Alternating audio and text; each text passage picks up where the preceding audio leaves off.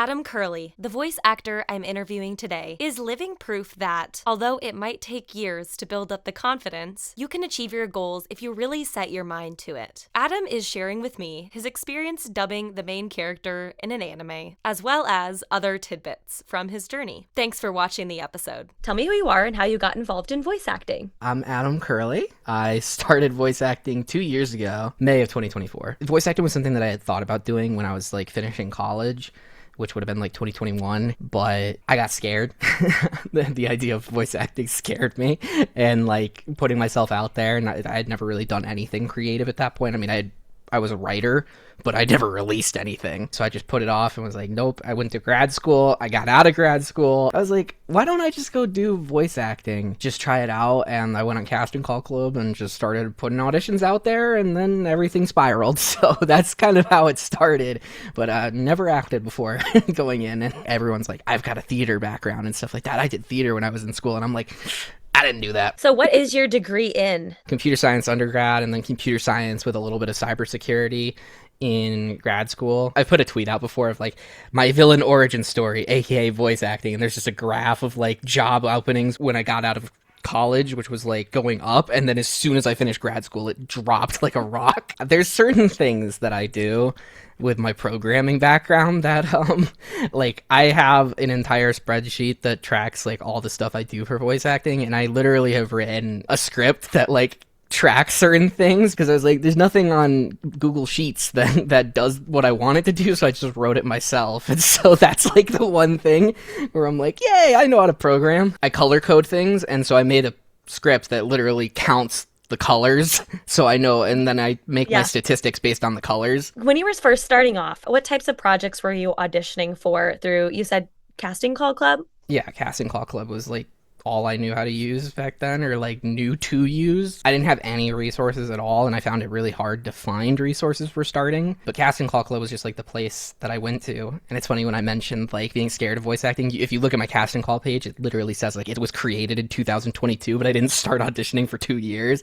So that's you could literally see how I was scared to do it for almost 2 years after making that account. But when you're starting out, you don't know your voice. You don't have your actual voice or what you're good at yet, and so just being compared to others professionals is the easiest way. And the first role I ever got was as Soul from Soul Eater in a fan dub. And literally the funniest thing is that my friend in the past, when we had talked about me voice acting for years, was the one voice actor he compared me to was the Soul voice actor from Soul Eater. And I was like, that's a really funny start. So it was all fan projects at first, and that's all I wanted to do. I didn't even want to try to be a professional voice actor, but people just kept telling me how great I was doing, and really telling me how much they loved my performances and stuff. And so I eventually decided to start doing original projects. Now I love indie animation and stuff. So what kind of projects have you been able to do since then? Mostly audio dramas. Audio dramas are a lot of fun because they're very open-ended on what you can do. You don't have to worry about animation or anything like that. It's just your voice. But recently I've been really trying hard to get into a lot of indie animation because I just love it.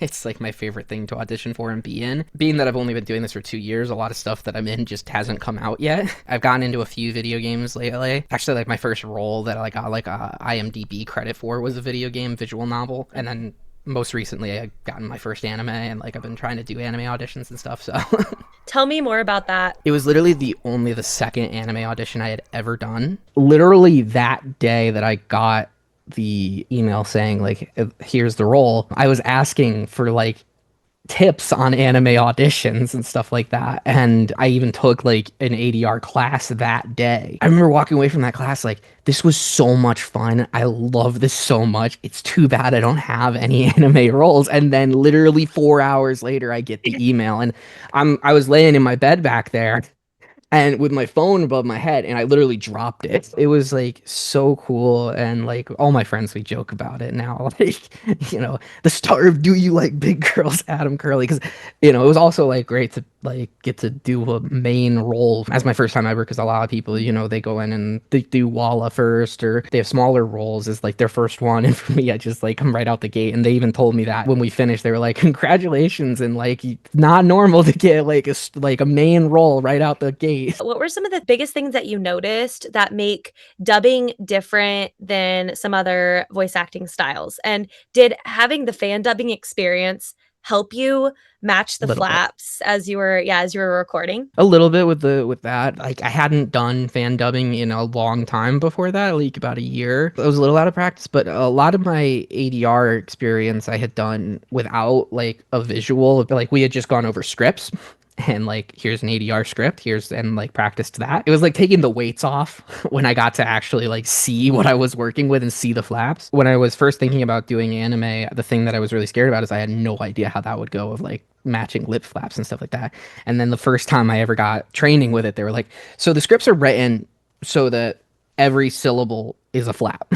And I'm like, oh, that was like a weight off my shoulders. I'm like, oh, that makes so much sense. And so you just need to like talk at a certain speed. And that was like probably one of the biggest challenges I had was like I would say the line way too fast. The two biggest complaints that they would give me while we were recording were I would do the line too fast. They're like, you have more time. I would crescendo my deliveries, which was like start quieter and then get louder at the end. And so those are like my two biggest challenges, I'd say.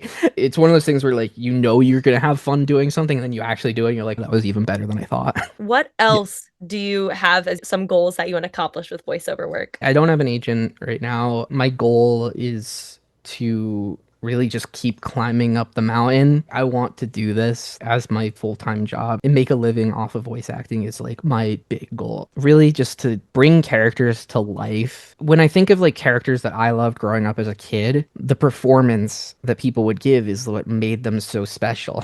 And like I just want to do that, and I want people to be fans of my work and love the characters because of my performance and that I brought them to life. Like obviously they already love the characters in certain aspects, especially like with anime, with stuff coming from manga, but enhance the character. Like this character is who they are because they were voiced by Adam Curley. Like that's really what I want. The idea of like people being fans of mine would be like super cool, but like that's never been like the goal or anything like that. I don't care if people know my name. I just want people to love what I do. What about equipment that you have? What did you start with? And has that Uh, changed over time? Oh, it's changed a lot over time. At the very beginning, I was one of those people who was like, I gotta keep changing things. It's never perfect. It's never perfect. And then as I learned more about audio, I was like, okay, it's as good as it can get. Coming out of grad school, I had some money from doing like an internship and stuff like that, so I was able to invest more and start with the Rode NT1A. And I had that for a couple years because I wanted to start voice acting again, and then I waited because I was scared. So I started with that. I had no sound treatment. I was just at this spot on my desk. Now I record in my closet over there. I had one of those panels that like you put around it, and microphone, an arm, and that was when I started with.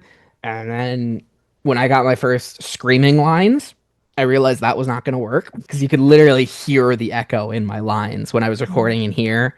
And I met people who were like, record in the closet. So I moved in the closet.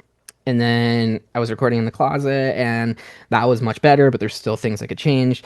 Then I put sound panels up, literally every wall there. I know that's excessive. The sound panels went up on everything, and then I got like an actual like microphone stand. It evolved over time, and as I learned more about audio and like got better advice from people, I eventually was like, this is good enough. Then like when I recorded my demo reels, I had the people I was working with praise basically my setup, and they were like, yep, it's good. And I'm like, if they say it's good, it's good.